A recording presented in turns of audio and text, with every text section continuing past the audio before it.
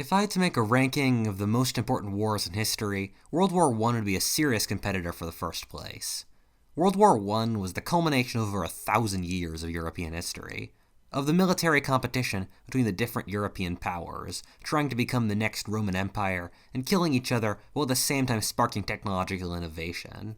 At the same time, it also set the direction for much of the next 100 years. Directly or indirectly, it resulted in the Soviet Union, the Great Depression, the Second World War, decolonization, the Cold War, and American hegemony. Thus, if you were to change the effects of the First World War, you would change most of the direction of the 20th century in general.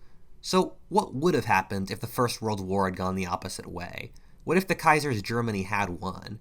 How would that have affected borders, demographics, culture, wars in the modern world? That is the question of this alternate history.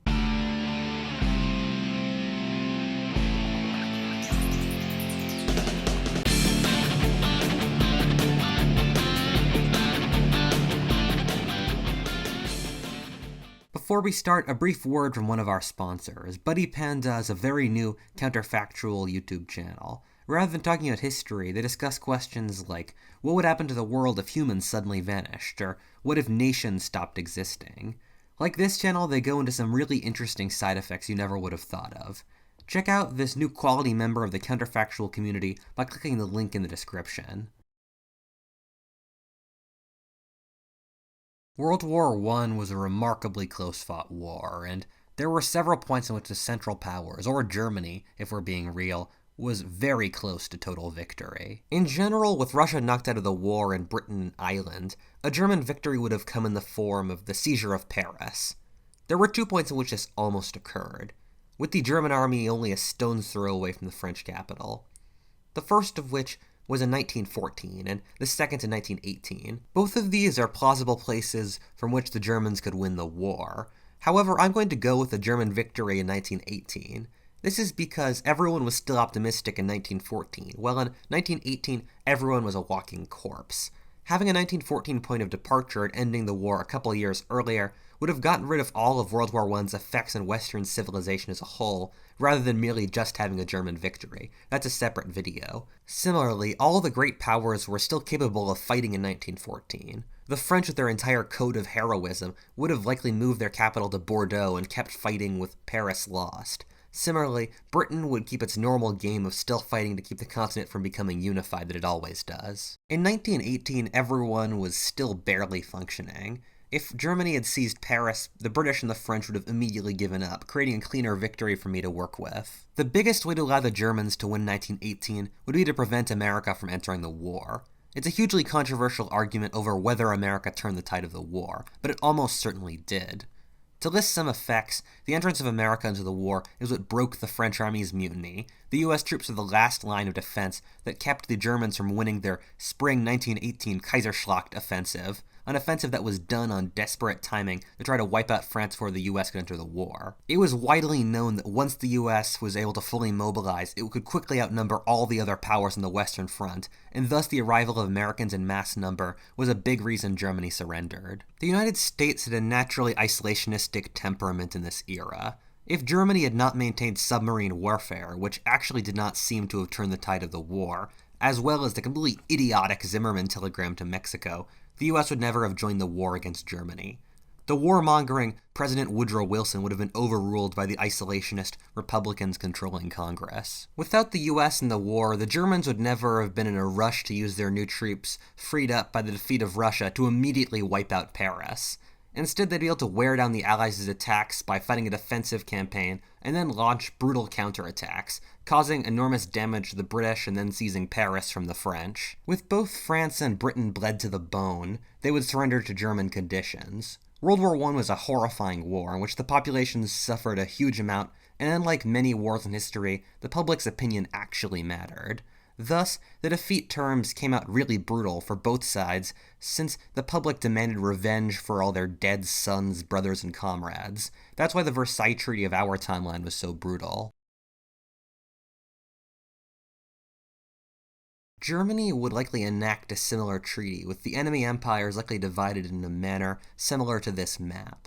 In our timeline, slight choices in the Versailles Treaty affected politics decades down the road, and so we'll go through the important border shifts to see what would happen. Starting in the West, the Germans supported the Irish Easter Rising, and in an attempt to reward their allies and weaken the British, would give the entirety of Ireland to the Irish rebels.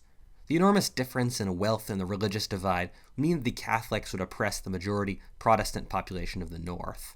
The Protestants would form their own militias and terrorist forces to resist the Catholics, while migrating en masse number to likely Australia or more so Canada, making an even more Scottish region. Germany would push its border west, seizing wealthy and port-heavy Belgium, while pushing its border a bit west into France as well. However, the largest changes would be in the east. It's surprisingly obscure among the normal population, but Germany had taken over most of Eastern Europe from the Russians in the final years of World War I. They had to give it up due to the peace treaty, but it was a huge region. The Germans were planning on settling this region and turning it into a German economic colony.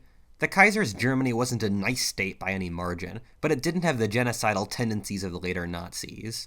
The Germans would likely succeed at this by migrating many Germans east and integrating the economy of Eastern Europe into Germany. This would drastically increase Germany's resources and size as a power. Meanwhile, the Germans had only slightly less ambitious claims for their colonial empire. They wanted to combine their colonies in Tanzania and Cameroon to make a Mittel Africa, which would involve taking land from the Belgian Congo and French Gabon, and possibly even British North Rhodesia and Nyasaland. The Japanese were part of the Allies, but at heart opportunists, who were allies since Britain and France were the preeminent naval powers in their region. However, if the Allied cause was falling apart, they would immediately shift to the Central Powers and use it as an opportunity to poach the weaker colonies off them. Japan would seize French Indochina and Hong Kong in the final months of the war. The Austro-Hungarian Empire would be in a bit of a pickle. It was already too big for its own boots, with countless ethnic groups that were trying to secede, but it was also surrounded by dangerous neighbors that could only be kept down by force. For example, Serbia, which is an independent power funded terrorism, would have to be kept in line by force. Venice and Italy would likely be militarily occupied by Austria for several years before returning it to Italy. This would be solved by giving Bulgaria, a member of the Central Powers, a whacking big chunk of the Balkans and create a greater Bulgaria so they could hold down as much land as they could. Austro-Hungary would militarily occupy Romania and parts of Serbia to keep them subservient while trying to split and divide and conquer, perhaps splitting Romania between Wallachia and Moldova. The Austro-Hungarian Empire had a great division between the regions run by the Austrians and the Hungarians. This is why the Poles, who were under Austrian rule, viewed it as one of their golden ages, while the Croats, under Hungarian rule, viewed it as an era of pain and oppression. The Austrian part of the empire generally wanted to democratize and spread power among the ethnic minorities, while the Hungarians viewed this as an attack upon their honor. After the weakness of the empire had been shown by the war, the Austrians would have pushed the empire to civil war against the Hungarians over reforming it. A civil war the Germans would involve themselves in order to support their puppet. Austro-Hungary would reform with the German army as the main thing preventing the state from falling apart. The Ottoman Empire is like a runner who made it so close to the end goal, but then passed out and died 5 feet before the finish line. This is because the nation was reforming, actually quite effectively before World War I, and becoming a modern country. Also, the empire was just about to discover an enormous deposit of oil under their territory. The immense amount of oil in this territory would allow the Ottoman state to survive and even fund Turkey's industrialization. Turkey might have succumbed to Dutch disease, in which a natural resource ruins your economy, but I honestly think the Young Turks would have reinvested it into the military and economy, thus making Turkey a much greater power. With Russia in dissolution due to its civil war, the Turks would have pressed further into the Caucasus, like they did in our timeline, seizing modern Armenia, Azerbaijan, and Chechnya.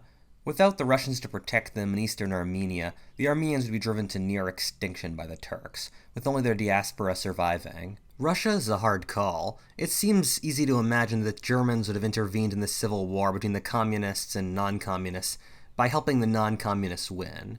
However, I think after fighting such a bloody and horrifying war as World War I, that the Germans would be content with consolidating the wealthier part of Russia rather than invading Russia again to disturb the balance of power in the Civil War. They would also possibly think that there was less a chance the communists would be as strongly anti-German as the Russian nationalists that dominated the anti-communists. The Soviet Union would still exist in this world. Reparations were the done thing in this era, with the wars of German unification being the prime example of this. In fact, the US not placing reparations on Germany and Japan after World War II was a bit of a shock. Thus, Germany would likely request financial payments from Britain and France as onerous as those levied on Germany in our world. With a colonial empire and reparations, Germany would become a fabulously wealthy nation, with Cologne or Frankfurt likely becoming financial centers as big or bigger than New York. By the end of the First World War, in real terms, Germany was a military dictatorship, with the Kaiser losing more and more power to generals like Falkenhayn and Hindenburg. With the return of peace, things would likely return more to normal. A bizarre political system would likely develop, one that's hard to describe in our timeline's terminology since it hasn't really existed. The military and traditional aristocracy it represented would gain an enormous degree of power, while the emperor and parliament would maintain a certain degree. The economy would become more directed and more of a welfare state would be created due to the war's example of what big government was capable of. However, this would not be a left-wing state. It would be a strongly conservative nationalist right-wing one. The Great Depression would still have happened for reasons quite complex that I didn't have the time to explain since this isn't an econ channel, but if you care, pause on this. Either the Cologne or New York stock markets would collapse with a worldwide recession. Similarly to our timeline's Germany, Britain and France would face the brunt of it, with them struggling to pay off reparations while maintaining their economies. World War I was so traumatizing that the nations that won faced existential crises, while the nations that lost, or even thought they lost, became horrifying tyrannies. A good side of this would be that Germany would have maintained a much more humane government under the Kaiser without having lost the war. Interesting side note, without the Nazis, a huge amount of Jewish talent would have never fled to the US. Figures like Henry Kissinger, Albert Einstein, and likely others would have served the Reich. Japan turned authoritarian partially since they thought they deserved more colonies and respect from the white powers for being a great nation and their service in the First World War. Also, their relatively small size and need to import all their natural resources really hurt them in the Great Depression. Thus, in this timeline, the rise of the military to complete dominance of government would never have taken place, with the power balance between the army, parliament, and emperor. Sort of like Thailand, I guess. The bad side of all of this is that Britain and France would probably turn fascist or nationalist. As a rule, when they pick authoritarian governments, developed nations go for fascism, while primitive ones go for communism. However, the essence of fascism is that it pulls in the native folkways of the country it's in, and thus has a greater degree of internal variation inside fascism than communism. There's this alternate history series written by Harry Turtledove, where the South wins the Civil War and the American South becomes a fascist dictatorship. He just copy and pasted the Nazis, which seems pretty lazy since there's a large degree of variation inside the fascist world, and an American take on fascism would almost certainly be different from a German one. France had a strong conservative, monarchist, Catholic, militarist, nationalist movement always bubbling slightly underneath the surface. This could have seized power if France was humiliated by Germany, with France becoming exceptionally reactionary and militaristic, with possibly them putting a relative of the Bonapartes on the throne in order to recreate Napoleon's glory. Britain's long history as a democracy means I'm not sure if they'd become a full fascist or totalitarian state. However, democracies can often become tyrannies of the masses, with a hard-right party being elected to continually win elections and maintaining power, propagating illiberal results, sort of similar to Narendra Modi's India today. They would likely maintain British nationalism, the glory of the empire, the need to maintain the honor of the Anglo-Saxon race. Britain, France, and Russia would all have enormous grievances against the Germans, with emotionally important regions of their empires taken from them that they would need to reconquer. They would all form an alliance against the German Central Powers.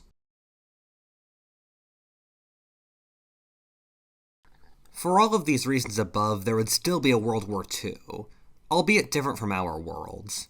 With the last war being so closely fought, the Turks would have likely stayed neutral and tried to supply oil to both sides, but it's possible they could have been dragged into the war at a later date to the Central Powers' side. Japan, run by moderates and less by insane militarists who felt the need to keep invading for national glory, would not have gotten involved in the greater European war, and instead would have concerned themselves with the conquest of China. The Russians, French, and British would launch a large offensive on Germany. It's difficult to predict the war in its totality, but when all is said and done, a few variables would lead to a German victory. Firstly, Germany would have an enormous size advantage. Most of Eastern Europe and the wealthiest and most populous regions of Russia, alongside the Low Countries, would be in German hands.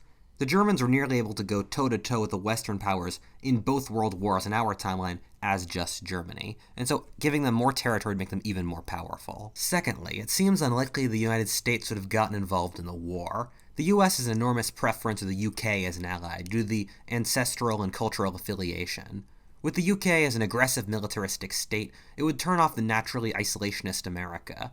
Similarly, without Hitler's rabid racial views, the Germans would have not declared war on America like they did in our timeline. The US would likely not fight a war against the Japanese because, since the Netherlands was surrounded by Germany, it seems highly likely the Netherlands would be a German puppet state. The main source of oil in the Far East comes from Indonesia, which was a Dutch colony. Since the Germans and Japanese would likely be allies, if the US passed an anti-trade deal against Japan, the Germans in Indonesia would likely have ignored it, and Japan would not feel the need to declare war on America for oil. The Japanese would likely seize Malaysia, a British colony, but would expend most of their energies into the conquest of China.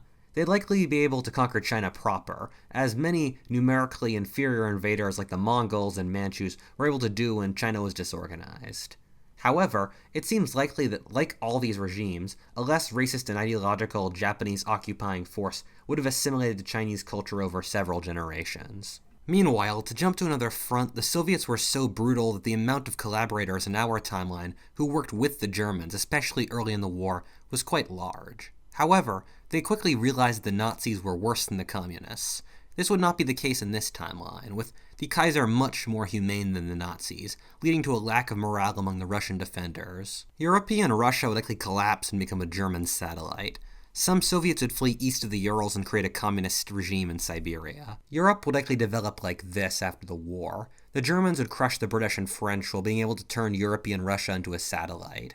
They would likely try to exploit Europe for Germany's benefit, while at the same time not infuriating the European powers enough for them to not cooperate.